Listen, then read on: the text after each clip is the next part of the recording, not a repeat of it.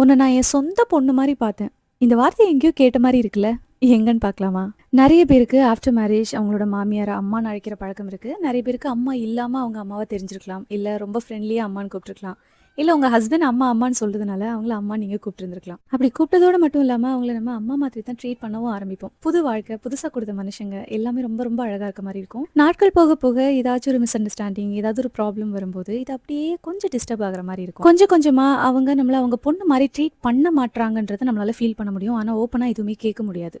நம்ம லைவா பார்ப்போம். அவங்க அவங்களோட ஓன் டாட்டர் எப்படி ட்ரீட் பண்றாங்க, அவங்க விஷயத்துல எப்படி நடந்துக்கிறாங்க, அதே விஷயம் நம்ம கிட்ட நடக்கும்போது அவங்க எப்படி ரியாக்ட் பண்றாங்கன்னு எல்லாத்தையுமே விசிபிளா நம்மளால உணர முடியும். ஆனா ஏதாவது ஒரு ப்ராப்ளம்னு வரும்போது, நீங்க பேசுனது எனக்கு பிடிக்கல, கஷ்டமா இருக்குன்றத நம்ம சொல்லிட்டோம்னா, உன்ன நான் என் சொந்த பொண்ணு மாரி பார்த்தேம்மா அப்படின்னு சொல்லிருவாங்க. நம்மளும் அந்த இடத்துல ஆடி போயிருவோம். தெரியாம சொல்லிட்டோமோ, அவங்க நம்ம மேல அதீதமான உரிமை எடுத்துட்டு, அவங்க பொண்ணு மாரி ட்ரீட் பண்ணி தான் சொல்லிட்டாங்களோ அப்படின்னு நம்ம நெனைப்போம். இது முதல் முறை தான் இப்படி இருக்கும். ஆனா போக போக நீங்க பார்த்தீங்கன்னா, எந்தெந்த இடத்துலலாம் இந்த வார்த்தைய அவங்க யூஸ் பண்றாங்களோ, அது எல்லாமே அவங்களுக்கு மட்டும் சாதகமா இருக்கும். நம்ம சைட்ல வரும்போது, நம்மள அவங்க மருமகளா தான் பார்த்துருப்பாங்க.